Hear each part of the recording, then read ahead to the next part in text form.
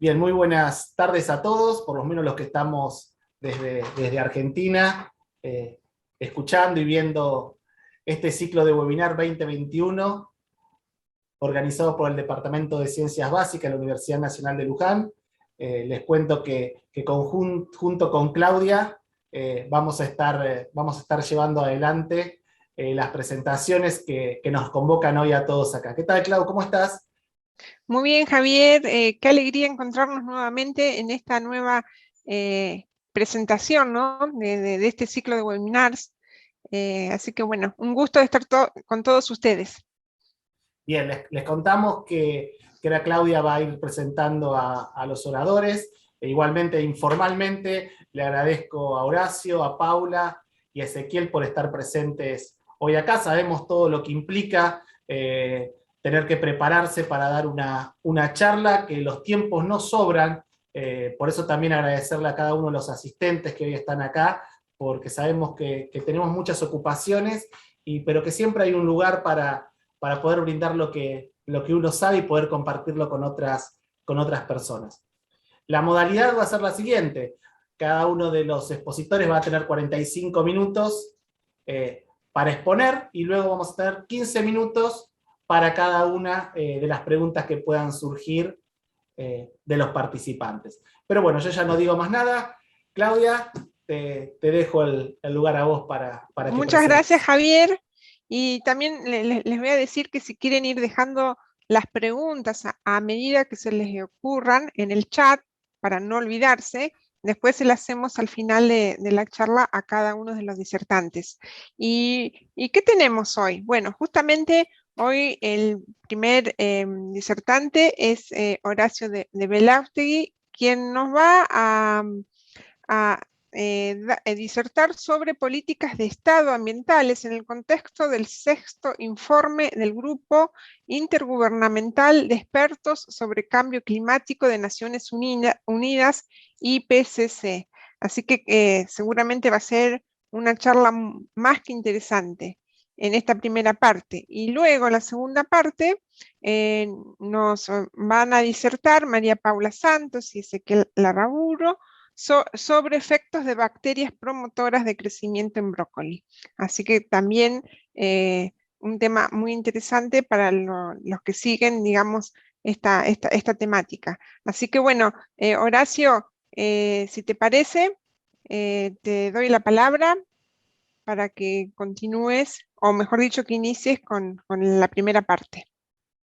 Claudia y equipo, realmente muchas gracias por la invitación y es un gusto participar acá en mi departamento, que hace tantos años que estamos trabajando y juntos, y aparte compartiendo todo este ámbito tan interesante.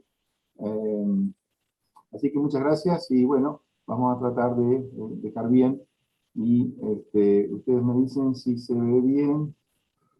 Así es, Horacio. En realidad yo tenía mucha transparencia, pero después, no sé si a veces cuando uno tiene mucho tiempo para preparar, es bueno o malo, porque saqué todas y dejé únicamente dos. Porque la idea de estas reuniones es justamente pensar juntos. Se ve bien ahí, ¿no? ¿Y se escucha bien? Perfecto. Sí, Bueno, sí. es pensar un poco qué es lo que pasa realmente, porque y enriquecernos entre todos, disparar algunas ideas y entre todos un poco enriquecernos y ver a ver cuál es nuestro protagonismo, porque por ahí mi visión es que estamos en un escenario, somos todos actores en este escenario, algunos más activos, otros más pasivos, pero que nos concierne a todos, y depende de nosotros que esta obra de teatro que estamos viviendo, que es nuestra propia vida, pueda ser construida o pueda ser llevada a cabo de la mejor manera, y donde todos seamos felices, y que realmente haya una buena participación, ya sea tanto de asistentes o de activos en todo esto de la mejor manera. Un poco desde ese punto de vista abordamos un poco lo que es el título que hemos llamado Políticas de Estados Ambientales en el contexto del sexto informe del Grupo Intergubernamental de Expertos sobre Cambio Climático, que es el famoso IPCC de Naciones Unidas. Un poco, vamos a pasar a la primera. ¿Se ve, no? Sí. donde este informe, puede haber sido otros informes, los otros precedentes, pero fíjense que dice el cambio climático es generalizado, rápido y se está intensificando. Eso es la primera frase que está, ¿no es cierto?, en el informe, que justamente aparece el 9 de agosto de este año, y dice el primer informe, porque este es un grupo, están formados creo que por 4 o 5 grupos de especialistas del IPCC, ustedes de la Convención de Cambio Climático de Naciones Unidas. Y este informe precisamente fue suscrito y aprobado por la mayoría de los países. 200 países firmaron 195 países este documento. Este es un documento académico, es un documento sumamente importante y serio.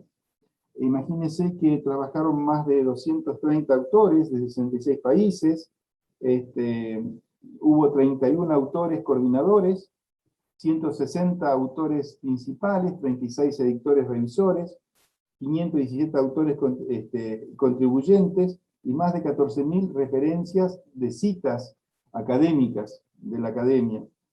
Un total de casi 80.000 observaciones formuladas por los gobiernos y expertos.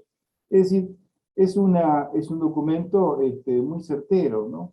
Y aquí, como lo dice también la vicepresidenta, dice, este informe es una constatación de la realidad. Ahora tenemos una visión mucho más clara del clima, pasado, presente y futuro, lo que es fundamental para entender hacia dónde nos dirigimos y qué se puede hacer y cómo debemos prepararnos. Creo que nosotros, yo les hablo de esto, nosotros somos observadores de la Convención de Cambio Climático desde el año 98, es decir, hace casi 30 años, ¿no? Hace mucho tiempo que hemos participado en distintas reuniones, ya sea tanto en Europa, en África, en América del Norte, en América del Sur, América Central, etcétera, en varias reuniones como observadores.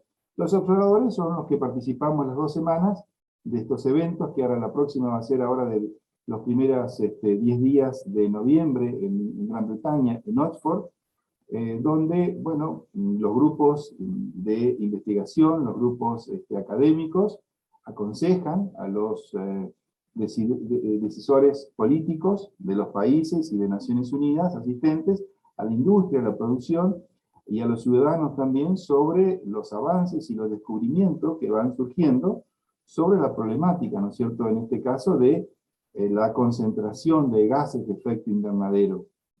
Acá es interesante que haga una acotación.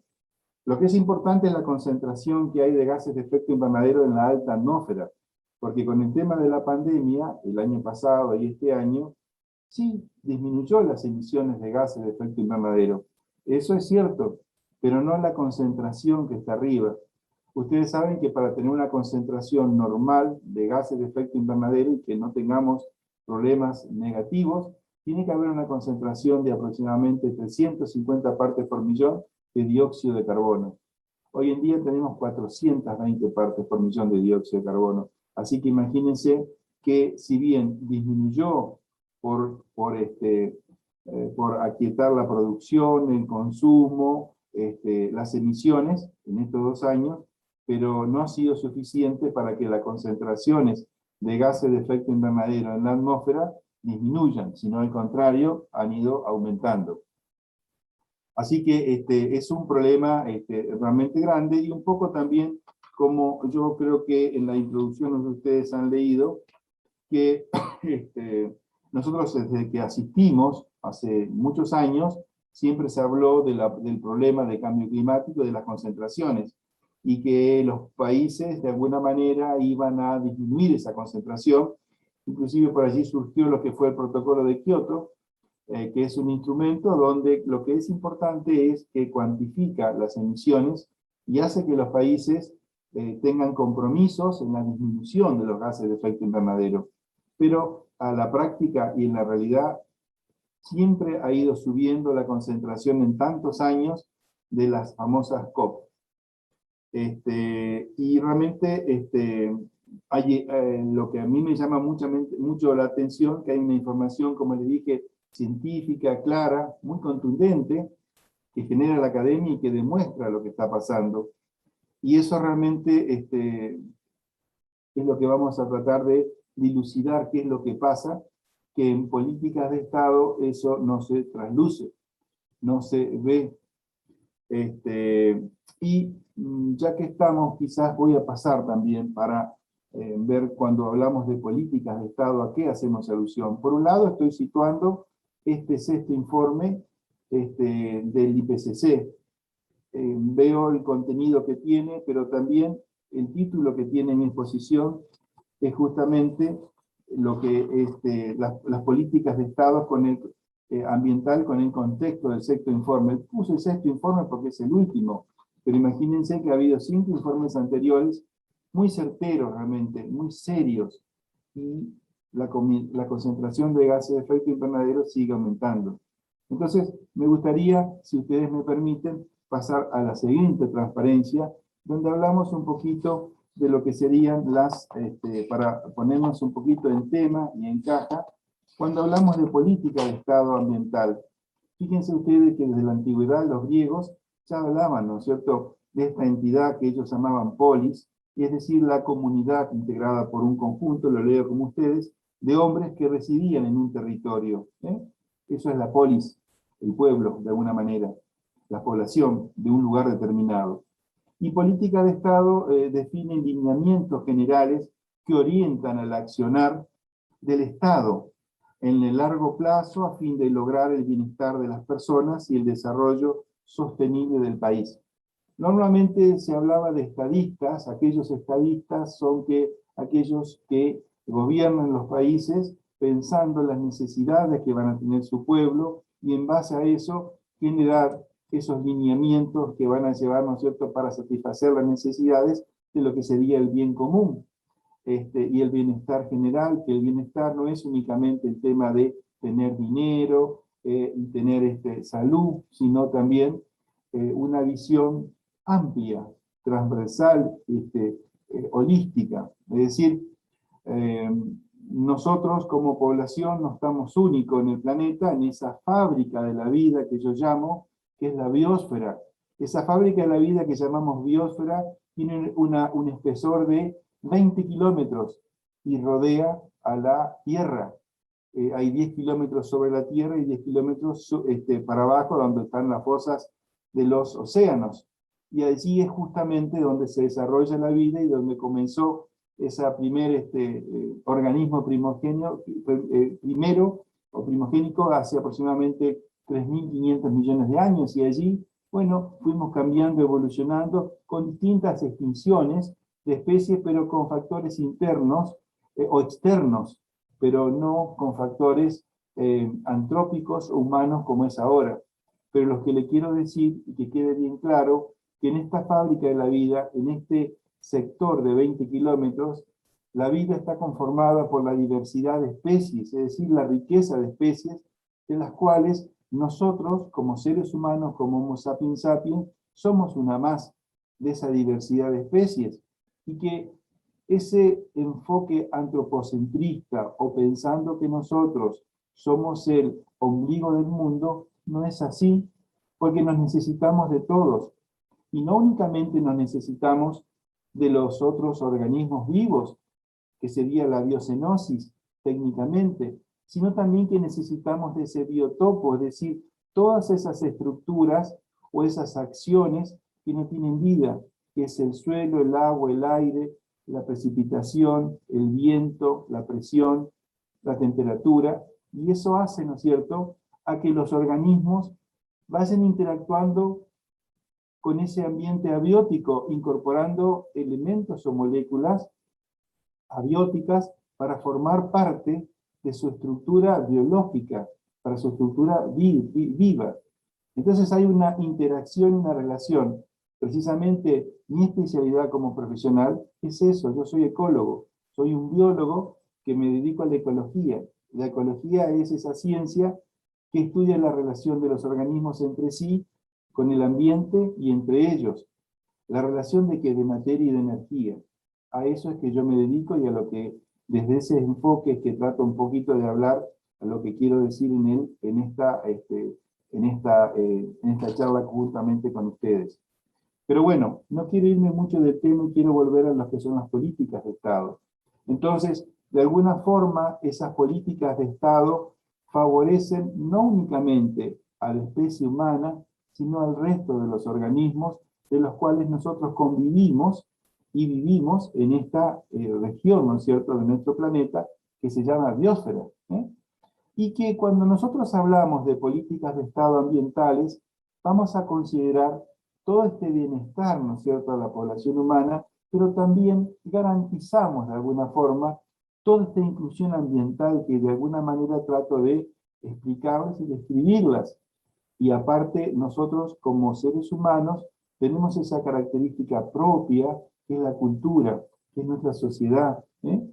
Eso también es un factor sumamente importante y hace la heterogeneidad de criterios, de éticas que existen, ¿no es cierto?, en todo nuestro planeta.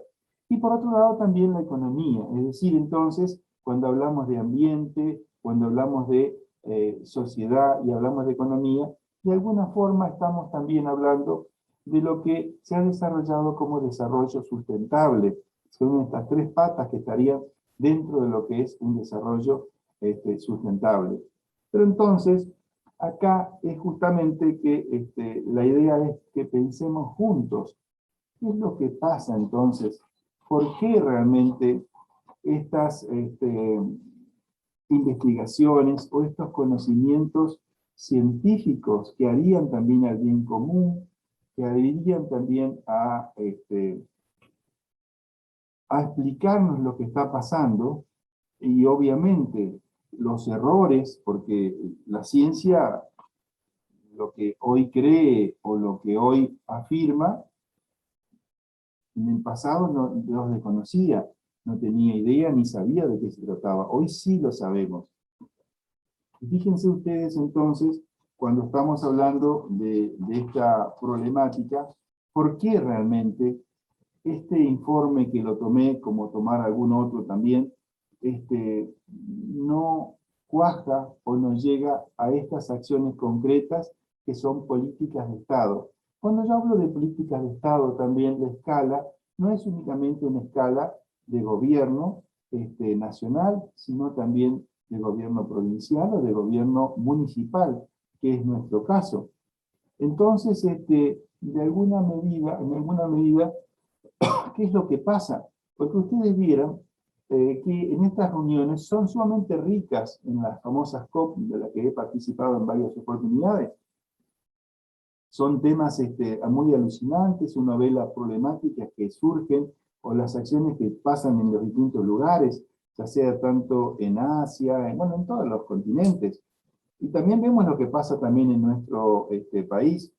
Yo acá también hago una digresión también en todo esto, porque yo de alguna manera, en lo que les escribí también a ustedes, donde digo que los países, hay que tener en cuenta también que todos los países no son iguales, somos distintos, guardan diferencias de estilos, algunos tienen distintas oportunidades, y distintos intereses, distintas también historias. Algunos han sido conquistadores, otros hemos sido conquistados, pero en realidad también lo que nos vemos ahora y tenemos hoy en día es lo que ha pasado siempre, desde los hunos, desde los incas, desde nuestro continente. Es decir, los países han ido conquistando unos a otros en su desarrollo histórico también. Esto también hay que tener un poquito en cuenta.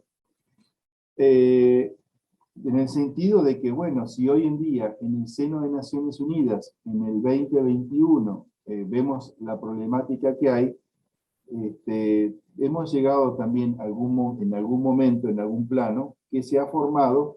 Ustedes saben que entre los otros documentos que hay es el Acuerdo de París, donde también es un acuerdo, que no es un informe, sino es un acuerdo político de los distintos países, asistido obviamente por la ciencia, donde reconocen también los informes del IPCC, los restantes anteriores, y donde de alguna manera dicen, así nosotros no podemos seguir porque vemos que se está deteriorando la biodiversidad. En ese sentido, también no quiero dejar pasar que estamos en la 6ª extinción masiva de especies. ¿Eso qué quiere decir? Que hemos llegado a un límite donde nuestras especies se están extinguiendo. Y hay estudios académicos donde nos dicen que en los próximos 10 años se van a extinguir aproximadamente 500 especies de mamíferos. Cuando hablo de 500 especies de mamíferos, no estoy hablando de organismos pequeños, microscópicos, o que no lo vemos, sino tiene una magnitud, un mamífero, con todos los que tenemos pelo, y tienen mamas. Así que son organismos que los vemos. Y que se van a extinguir 500 en los próximos 10 años, me parece que es un problema muy grande. Y que en estos estudios, también que nos brinda el IPCC, nos brinda modelos matemáticos y nos dice que el 2030 es un año bisagra. ¿Qué quiere decir esto que es un año bisagra? Que si nosotros no llegamos a una solución para no emitir gases de efecto invernadero, para el 2030, vamos a llegar a una fase irreversible. Es decir, nosotros ahora estamos en una fase, podríamos decir, fría. 2030, que se está acortando, por los modelos que se están ajustando, vamos a llegar a una fase irreversible. ¿Qué quiere decir eso? Que va a ser imposible revertir el proceso de cambio climático. Hoy en día podemos, de alguna manera, revertir este proceso si se toma conciencia y no se emite tanta cantidad de gases de efecto invernadero. Cuando estoy hablando de efecto invernadero y los gases que se emiten, son el producto de la obtención de energía. Son las plantas térmicas que queman petróleo. Son las industrias que queman petróleo. Es la construcción, es el transporte, las vías de comunicación. Esos son los que de alguna manera generan, ¿no es cierto?, los gases de efecto invernadero. Sobre todo el más importante es el dióxido de carbono, que se contrarresta también con la destrucción de la masa arbórea que hay. Ustedes saben que en el Amazonas es una selva muy rica, muy diversa y muy importante que obra como pulmón también dentro de nuestro planeta. Del otro lado en África, también la selva del Congo, también es otra de las grandes selvas, ¿no es cierto?, que están capturando el carbono a partir del proceso de la fotosíntesis y que lo fijan en su estructura arbórea y que obviamente después eso entra en la red trófica, donde es comido por los distintos herbívoros y carnívoros, y cada uno de ellos también retienen en su estructura parte de ese carbono. En la parte aérea, es decir, sobre la superficie, pero en la parte también subterránea también hay una gran cantidad, ¿no es cierto?, de retención en suelos fértiles de ese carbono. Obviamente ocurre lo mismo en ecosistemas acuáticos, en los océanos y de los mares, los primeros centímetros también de la superficie acuática está el fitoplancton, donde tenemos una gran cantidad, ¿no es cierto?, de captura de ese carbono. Bueno, todo esto se está alterando de una forma terrible. Yo ahí hablo también creo que en lo que yo les hablé, que se ha perdido como el 50% de agua dulce del Amazonas, justamente por malas prácticas de deforestación y de avance también de la frontera agrícola. Todo esto, de alguna manera, está formando un sistema muy perverso de destrucción de nosotros mismos. Y volviendo nuevamente a la sexta extinción de especies, y también recogiendo el tema que hablamos al inicio, que somos parte de esa biodiversidad, ustedes saben que en las especies hay dos efectos importantes. Uno es de dilución y otro es de amortiguación, que hacen a las enfermedades, o en el caso que hemos tenido ahora, el COVID-19. ¿Qué quiere decir eso? Que si nosotros estamos con pocas biodiversidad, con pocas especies, aquellas que van a prevalecer son las que van a ser más factibles de que nos contagien. Les voy a decir una cosa muy sencilla. Por ejemplo, el virus Junín, o el mal de los rastrojos, que es un virus de Junín, pero es una endemia de nuestra provincia de Buenos Aires, que ese virus es transmitido por un vector que es un ratón de cola blanca, y justamente a partir, ¿no es cierto?, de sus fluidos es que contagia.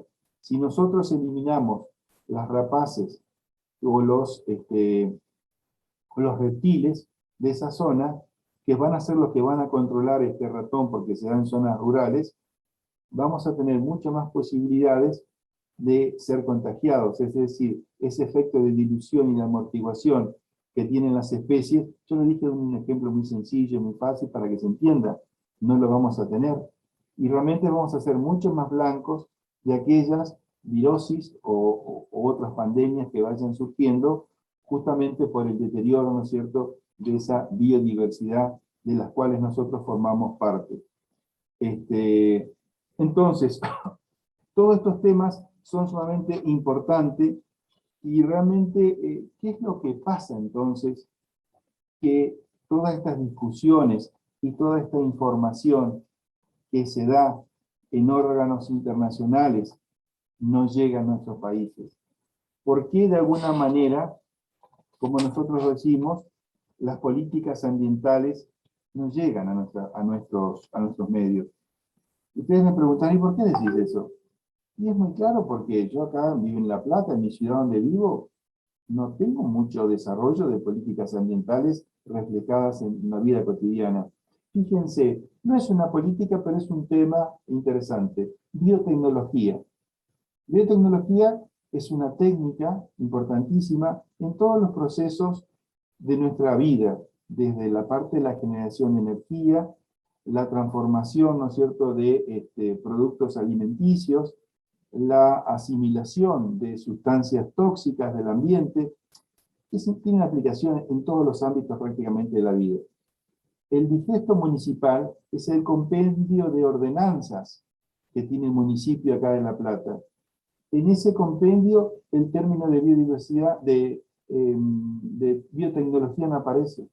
Es decir, la norma en sí ni figura en lo que son las ordenanzas municipales, y en las acciones concretas realmente de los privados y del Estado tampoco vemos políticas.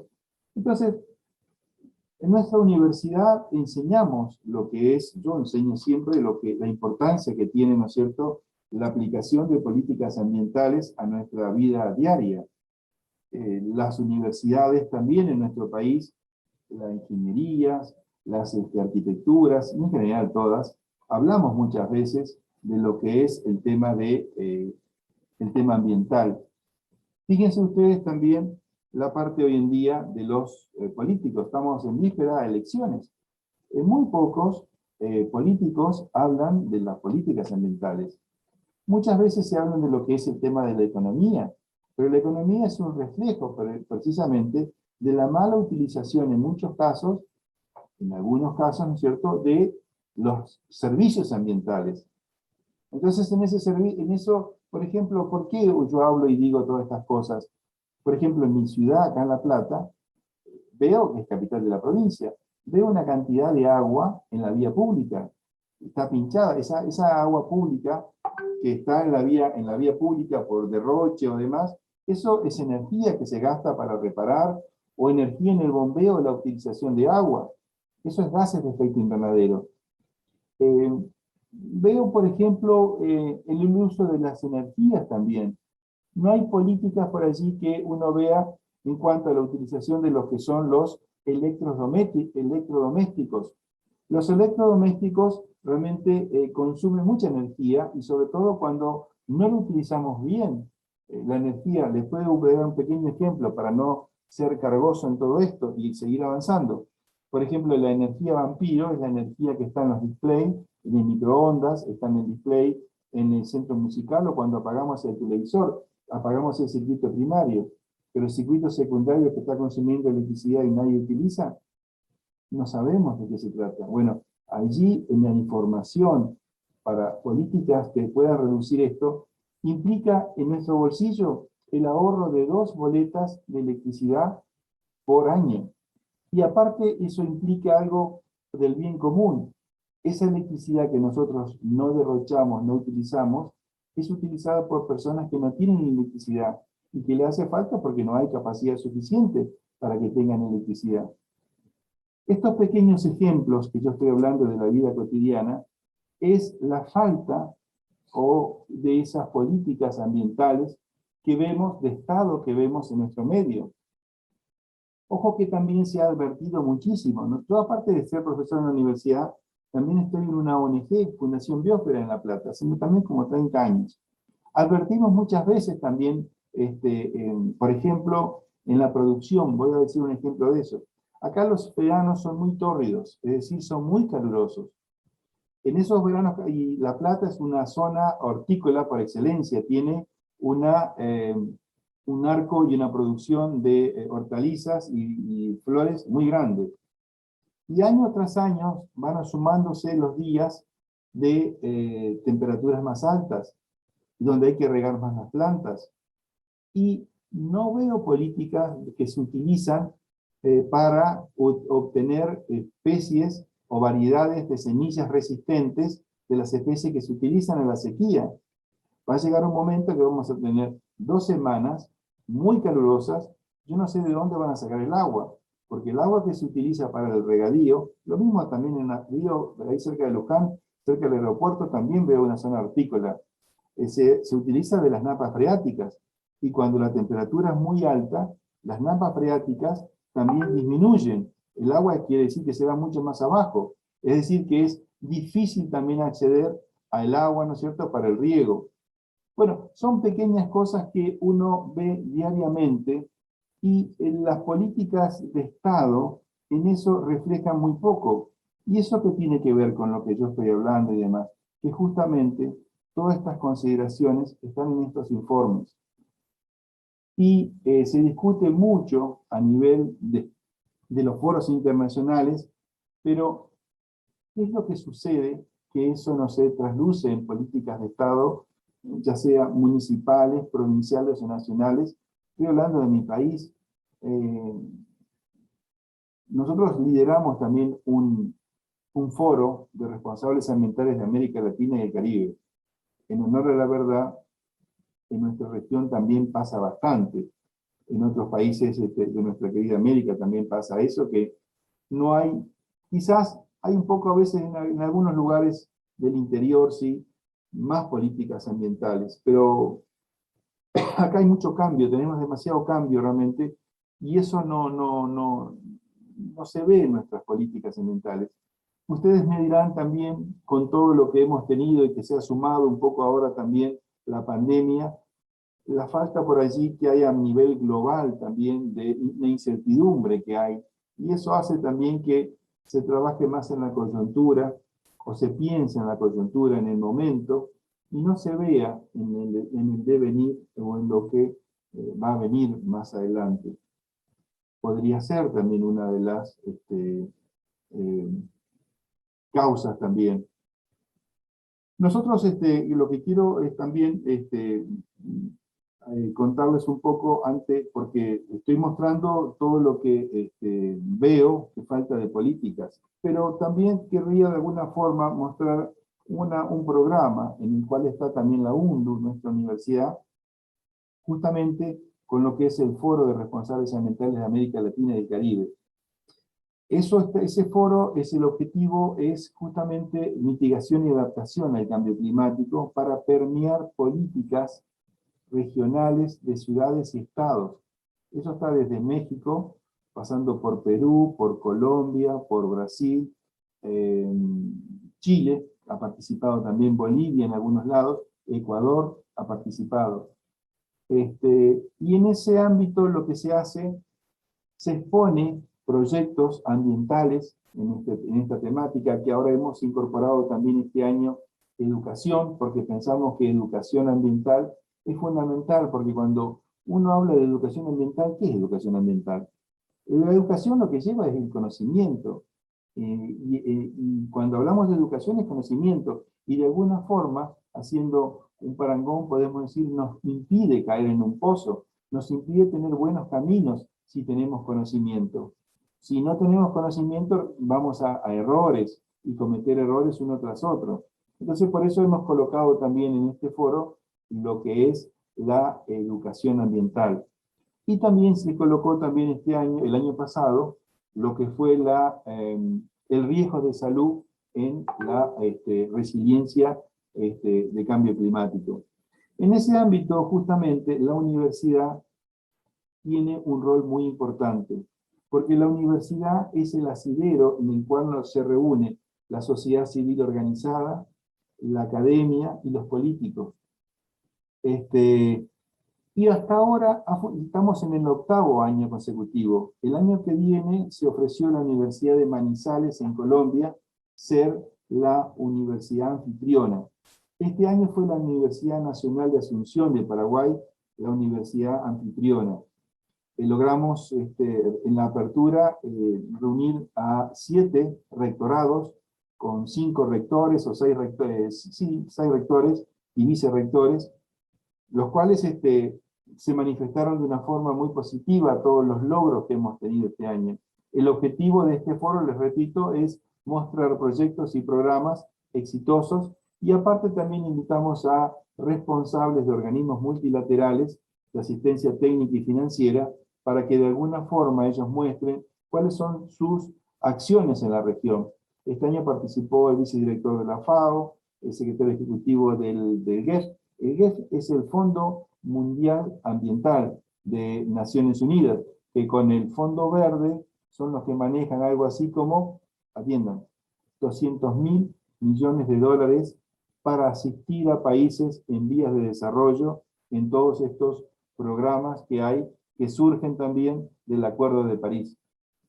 Se transfiere dinero, no es fácil, porque normalmente para llegar a los ciudadanos y la sociedad civil organizada tiene que haber alianzas con parte de los gobiernos, porque Naciones Unidas está hecha por los gobiernos nacionales, y para que llegue a los gobiernos más pequeños, ciudades o estados, tiene que haber algún tipo de alianza, pero de alguna forma llega.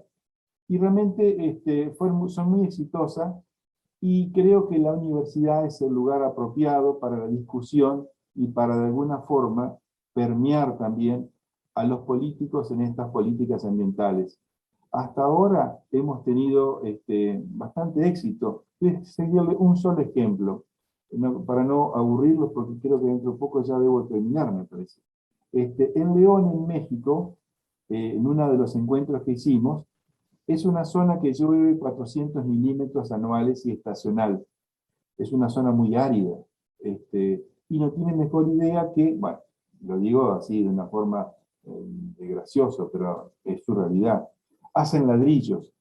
Entonces, no lo hacen ladrillos en forma industrial, y los hacen también en forma artesanal. Algunos con buenas prácticas y otros más o menos. Entre las malas prácticas queman basura, otros queman neumáticos, gomas.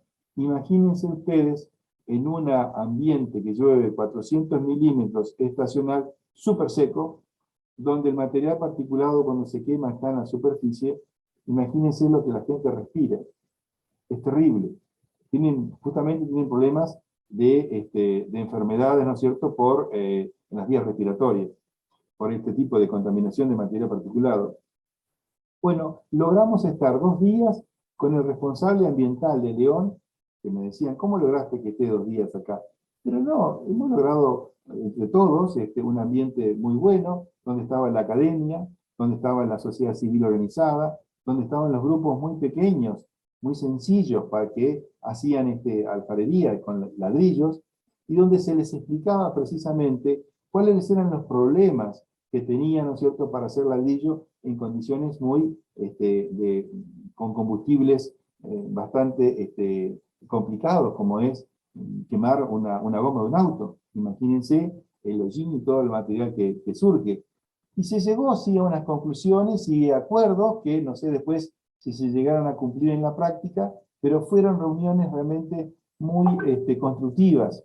Y justamente en ese ambiente también estaba la universidad, estaba la sociedad civil, y estaban también los políticos. Y yo creo que hasta el gobernador creo que también en una de las reuniones estuvo, pero el director ambiental estuvo siempre en las reuniones. Y esto es justamente lo que hemos de alguna forma logrado con lo que es el foro de responsables ambientales.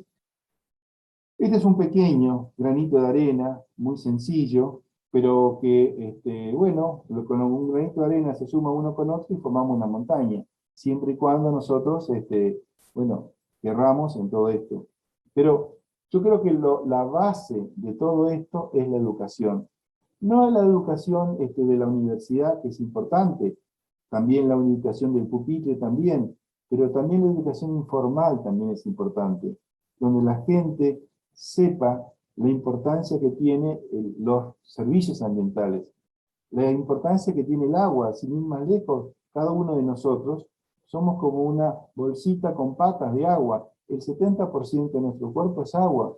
Fíjense ustedes la importancia que tiene este recurso que muchas veces no valoramos en el tema ambiental. Y en políticas también de Estado no se tiene en cuenta tampoco en la producción, sobre todo a veces también, y en la utilización, ¿no es cierto?, de la provisión de agua potable. No es algo que se tenga en cuenta. Bueno, de alguna manera he tratado de hacer algunas pinceladas partiendo con la excusa del sexto informe del IPCC, que es un informe internacional que lo suscribió nuestro país. Si lo suscribió, quiere decir que es una ley y que participa asiduamente en estas reuniones. Estoy seguro que yo no voy a poder ir ahora a la reunión de Glasgow, que es la COP26, que se hace en Inglaterra ahora los primeros días de noviembre. Sí, nuestra fundación mandó unas plazas, ¿no es cierto?, para unas representantes de Alemania que nos representen y asistan también. Pero estoy seguro que del gobierno, seguro que van a participar ahí. Espero, ¿no es cierto?, que en esta oportunidad todo lo que ellos tengan o que informen allá o que se ilustren, también pueda llegar de alguna manera a cristalizarse en políticas de Estado. Porque ustedes también, no quiero tampoco crear falsas expectativas ni engañarnos. Muchas veces en políticas de Estado nuestros municipios tienen, pero comienzan con un proyecto que no evalúan, no cuantifican.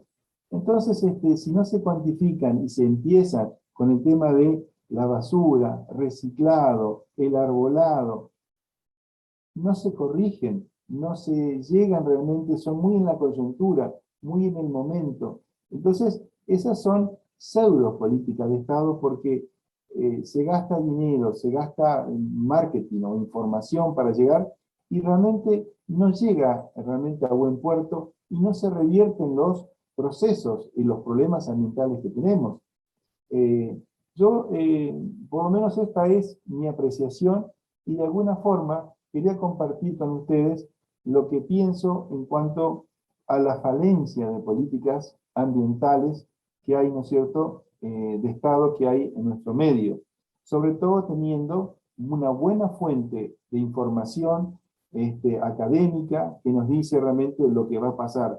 Y leyendo un poco lo que decía la vicepresidenta del IPCC, que estas políticas o estos conocimientos son fundamentales para entender hacia dónde nos dirigimos y qué se puede hacer y cómo debemos prepararnos para no tener problemas. Y no hacer lo que ocurre hoy en día, que cuando tenemos inundaciones o cuando tenemos incendios, vamos con planes o acciones de contingencia y no tenemos planes de resiliencia, que quiere decir, aprendiendo lo que hemos pasado, vamos a sobrellevarlo y vamos a mejorarnos para que no nos vuelva a pasar en políticas de Estado. Bueno, no sé qué comentarios ustedes querrían hacer o preguntas. Estoy a sus órdenes y creo que estoy dentro del tiempo, Claudia, previsto, Sí, ¿no? Horacio, sí, estás en tiempo justamente y te agradecemos en primer lugar. La verdad que es un tema más que interesante y nos compete a todos porque justamente vivimos todos en el mismo lugar, ¿no?, que es nuestro planeta. Así que invitamos a quienes deseen realizar alguna consulta, lo pueden hacer mediante el chat o pueden abrir sus micrófonos, serán bienvenidos y pueden consultarle lo que deseen a Horacio. Mientras tanto, y mientras te escuchaba, Horacio, se me ocurría preguntarte, bueno, justamente a partir de todas estas políticas que se van generando, si vos conocías que en algún país se llevara a cabo alguna de estas políticas y si llegaron a algún resultado, pudieron medir algo que estuvieron haciendo en estos años. No sé, un poco lo respondiste, ¿no? En el último tramo. Pero te cuento, mirá, sin ir más lejos, Uruguay. Vos sabés que Uruguay, pero no digo que lloré, pero me puse bastante lacrimoso en una de estas reuniones internacionales, cuando Uruguay se presentaba hay una Asociación Internacional de Energía Renovable, donde es el país que hay días que tiene el 100% de la energía que utiliza de energía renovable. ¿Por qué es eso? ¿Cuál es? ¿De dónde? Uruguay, 6.000 habitantes, creo que tiene un poquito menos, 6 millones digo, ¿no? Un poquito menos. Sí. Justamente, Pepe Mujica, Tabaré, creo que Vázquez, que falleció, ¿no? Y otros más, dijeron hace, no sé, pero 10 años atrás, vamos a acordar una política energética, porque no tenemos petróleo, tenemos que importar, vamos a tratar de utilizar Salto Grande con una represa hidroeléctrica, vamos a poner también unos molinos eólicos, y vamos a hacer esa política y reconversión de todo. Y bueno, hoy en día Uruguay es uno de los países modelos, ¿no es cierto?, en el mundo, porque ya te digo que hay días que tienen 100% de energía renovable. Y no me voy al norte de Europa, como se conoce, que son países bastante prolijos en ciertas cosas, pero Uruguay está muy cerquita, está acabado cruzando el charco, como se dice normalmente. Ese es un ejemplo muy sencillo. Obviamente, la felicité a la canciller, tenía una canciller esa en el gobierno anterior, cuando ella presentó y yo vi todo eso, dije, pucha, qué interesantísima, ¿no? ¿Y por qué nosotros no podemos hacer? Si bien es chico, pero la pucha, bien que se puede hacer. Ojo, conozco también lo que es Vaca Muerta y todas las implicancias que tienen, terribles para el tema ambiental, pero ni eso hemos, de alguna manera, no tenemos gas, estando arriba de un sistema de gas gigante.